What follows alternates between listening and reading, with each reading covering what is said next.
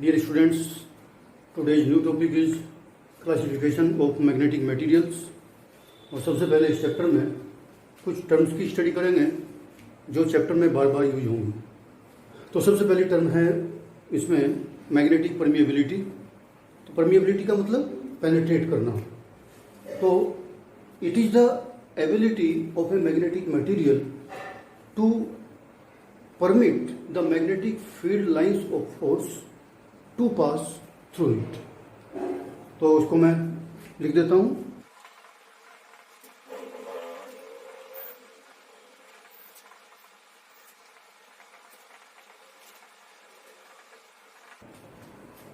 तो magnetic permeability को हम स्टडी करेंगे in terms of relative magnetic permeability. अब रिलेटिव का मतलब है दो का कंपैरिजन। तो वैक्यूम के कंपैरिजन में किसी मैग्नेटिक मटेरियल में कितनी मैग्नेटिक फील्ड लाइंस पास होती हैं पर यूनिट एरिया, इस कंपैरिजन को हम कहते हैं रिलेटिव परमिएबिलिटी। तो हेडिंग डाल देता हूं, relative permeability.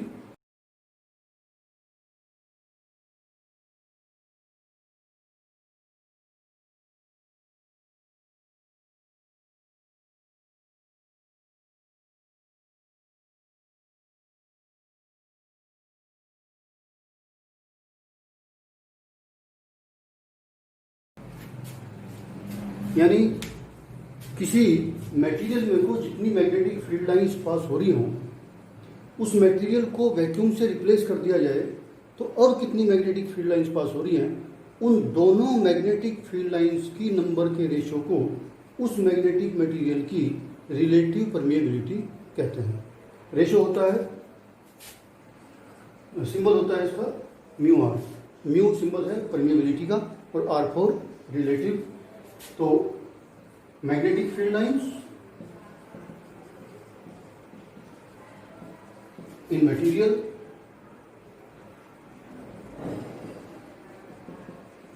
passing through material and magnetic field lines passing through vacuum per unit area।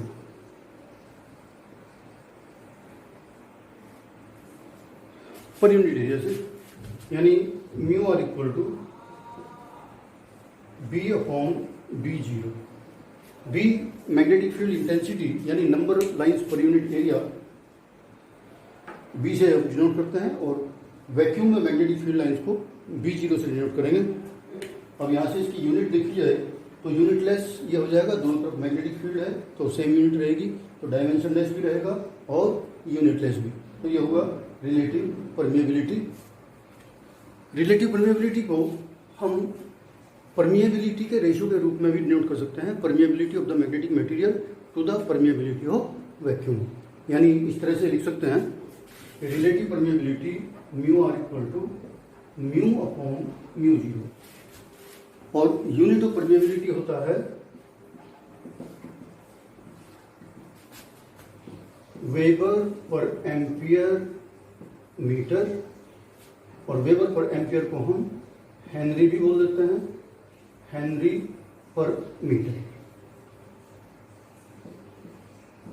यानी शॉर्ट में इसको हेनरी पर मीटर ऐसे भी कह सकते हैं। नेक्स्ट आता है magnetic field strength.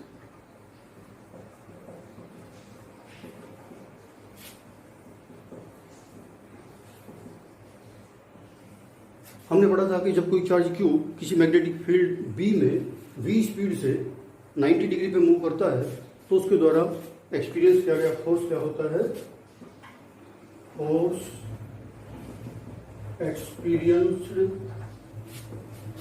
Bye a moving charge in magnetic field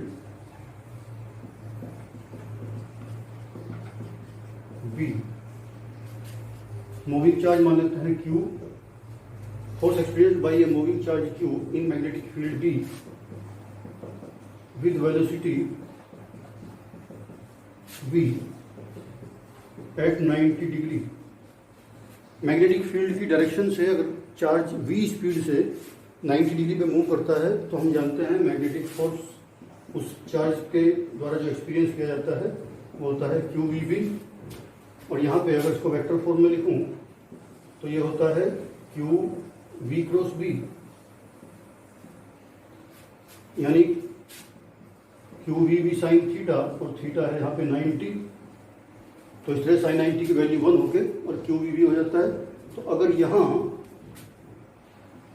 हम Q को 1 कूलम ले लें और V को 1 मीटर पर सेकंड और थीटा को 90 डिग्री अगर ले लें तो हमारा F इक्वल टू B आ जाता है। यानी मैग्नेटिक फील्ड स्ट्रेंथ की डेफिनेशन हो सकती है कि अगर कोई 1 कूलम चार्ज पार्टिकल 1 मीटर पर सेकंड की स्पीड से किसी मैग्नेटिक फील्ड में 90 डिग्री पे मूव कर रहा हो तो उसके द्वारा जो फोर्स एक्सपीरियंस किया जाएगा वही मैग्नीट्यूड उस मैग्नेटिक फील्ड की स्ट्रेंथ के बराबर होगा। ठीक है, चलिए आगे चलते हैं। और मैग्नेटिक फील्ड इंटेंसिटी या मैग्नेटिक फील्ड स्ट्रेंथ की यूनिट होती है न्यूटन पर एम्पियर मीटर, जिसको हम टेस्ला भी बोलते हैं। और एक छोटी यूनिट भी होती है गॉस, जिसको बोलते हैं, जहां 1 टेस्ला इक्वल टू 10 की पावर 4 गॉस। ये पहले हम पढ़ चुके हैं। Unit of B magnetic field यानी न्यूटन पर एम्पियर मीटर, या इसको बोलते हैं हम टेस्ला। और स्मॉलर यूनिट होती है इसकी एक, जिसको बोलते हैं गॉस, जहां 1 टेस्ला इक्वल टू 10 की पावर 4 गॉस। ये पहले भी आ चुकी हैं। नेक्स्ट डेफिनेशन लेते हैं, मैग्नेटाइजिंग फोर्स।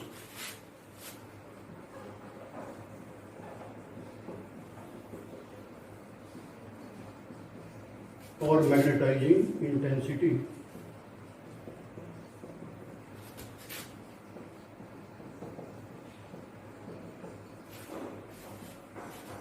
सिंबल इसको देते हैं H।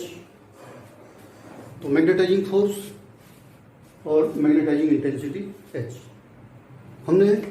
जब हमने टोरॉइड की स्टडी की थी तो हमने उसमें देखा था कि अगर small n number of turns की टोरॉइड में हमने आई करंट फ्लो करा रखी हो तो उसमें जो मैग्नेटिक फील्ड जनरेट हुआ था B equal to μ0 Ni, n number of turns per unit length, I current.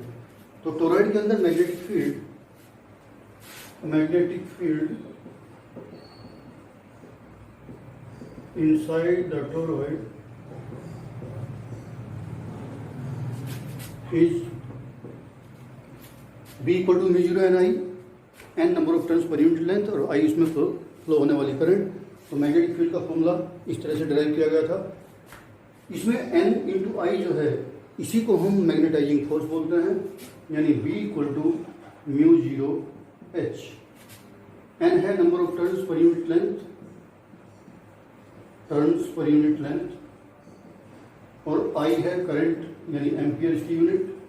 Number of turns की यूनिट कुछ होती नहीं है, इसलिए H की यूनिट बन के आती है क्या, एम्पियर पर मीटर।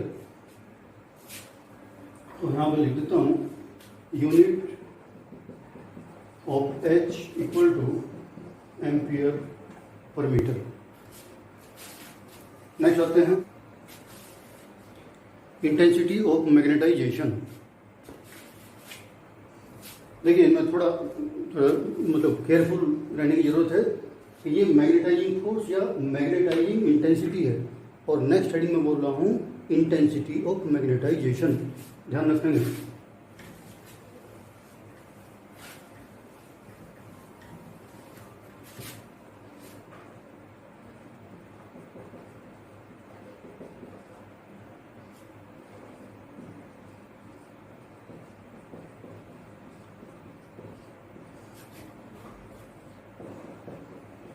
सिंबल इसका देते हैं आई फॉर इंटेंसिटी, और इसको डिफाइन करते हैं कि intensity of magnetisation is defined as the magnetic dipole moment per unit volume.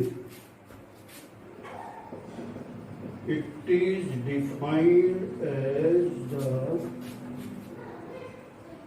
Magnetic dipole moment per unit volume. That is I equal to capital M upon V. Magnetic dipole moment कई बार आ चुका है, capital M से इसको denote करेंगे। We इसका volume, यानी जब हम किसी मैग्नेटिक मटेरियल को मैग्नेटाइज कर देते हैं किसी सोर्स के द्वारा, तो उसके अंदर कितना मैग्नेटिक डाइपोल मोमेंट जनरेट हो चुका है पर यूनिट वॉल्यूम, उसके वॉल्यूम से डिवाइड करके। तो दूसरे तरीके से भी मैग्नेटिक डाइपोल मोमेंट निकाल सकते हैं, जिस तरह से इलेक्ट्रिक डाइपोल मोमेंट निकालते थे हम। इलेक्ट्रिक डाइपोल की लेंथ को चार्ज से मल्टीप्लाई करके, और हमारा इलेक्ट्रिक डाइपोल मोमेंट आ जाता था P = Q × 2L।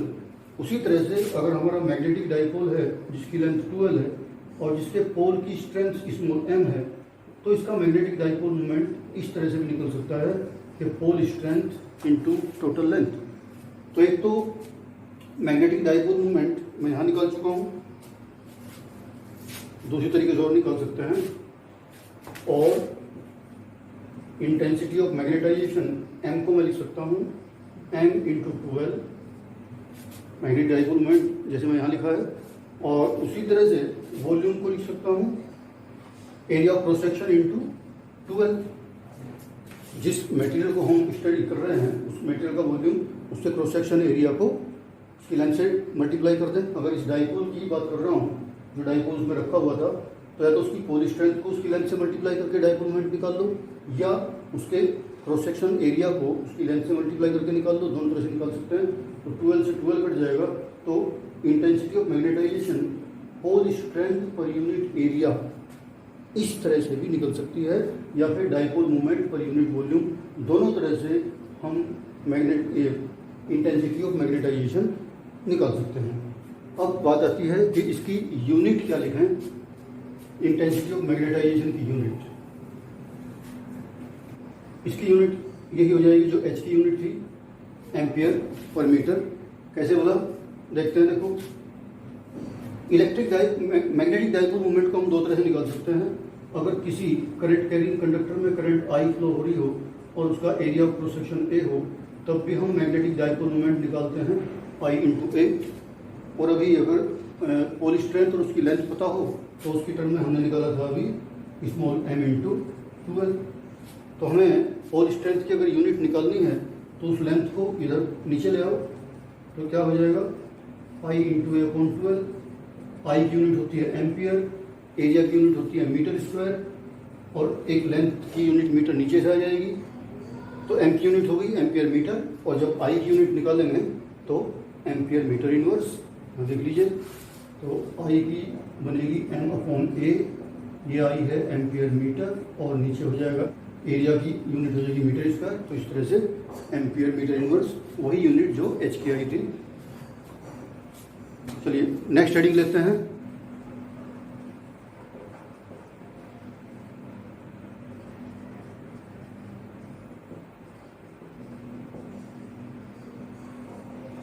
सिंबल रहेगा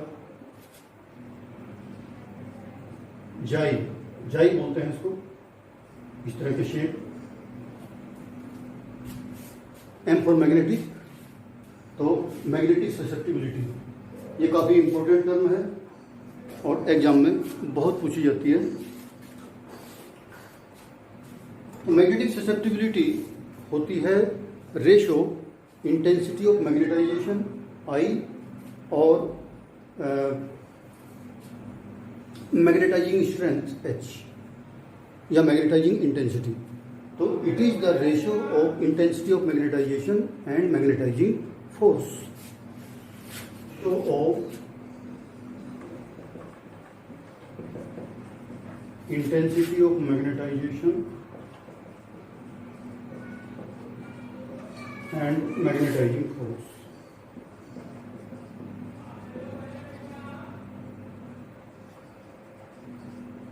That is Jim = I/H।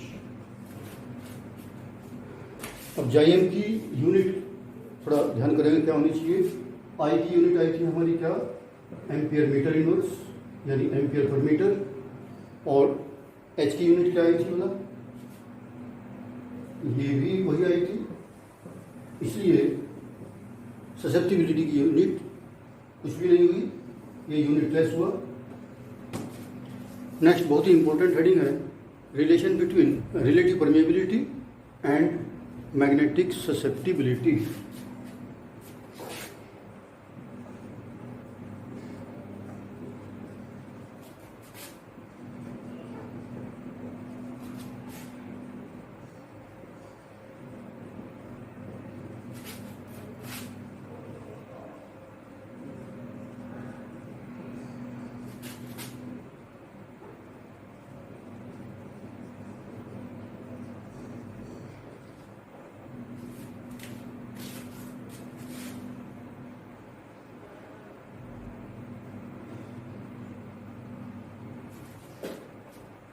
Relation between relative permeability and magnetic susceptibility. Relative permeability यानी म्यू आर और ससेप्टिबिलिटी यानी जाय, इन दोनों के बीच बहुत ही इंपॉर्टेंट रिलेशन इस्टेब्लिश हो जाएगा और एग्जाम के हिसाब से बहुत इंपॉर्टेंट रहेगा। तो एक बार इसको ध्यान से देखेंगे।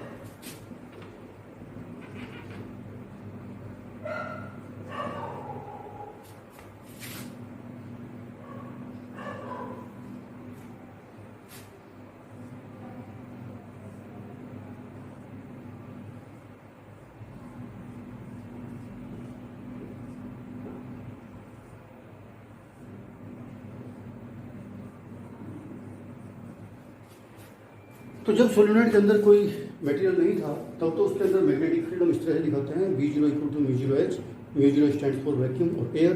लेकिन जब हम इसमें कोई मैग्नेटिक मटेरियल रख देते हैं और जब वो मैग्नेटाइज हो जाता है तो सोलेनॉइड के अंदर एक मैग्नेटिक फील्ड जब इसमें मटेरियल नहीं था वो, और एक मैग्नेटिक फील्ड इस मटेरियल का भी ऐड हो जाता है। तो नेट मैग्नेटिक फील्ड हम इस तरह से लिखते हैं,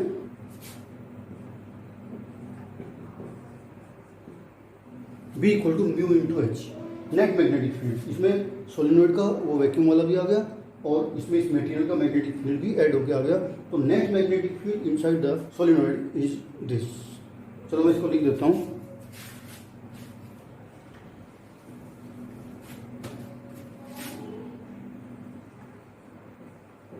magnetic field inside the solenoid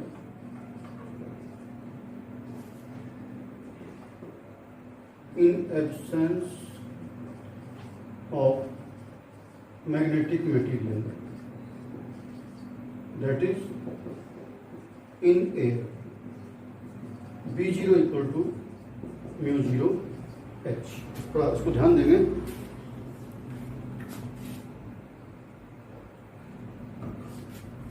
and magnetic field inside the solenoid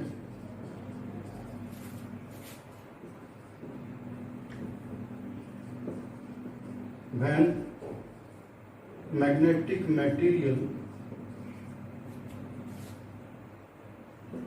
is inside it, B equal to μH।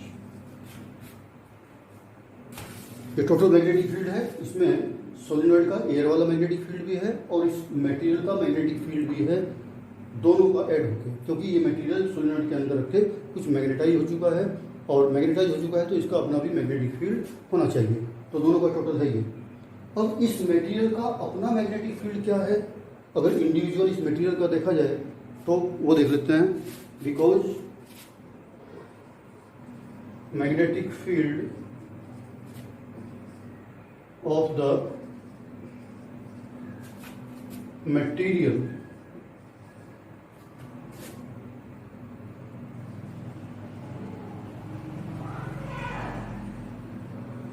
magnetized by solenoid,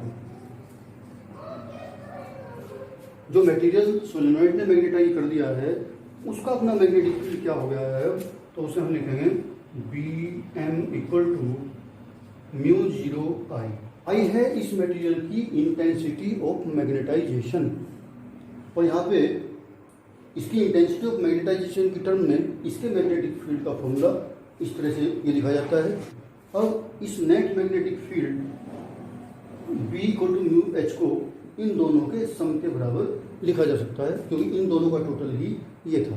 तो नेक्स्ट मैं इसको लिख देता हूँ, एक बार इसको मैं मिटा देता हूँ यहाँ से।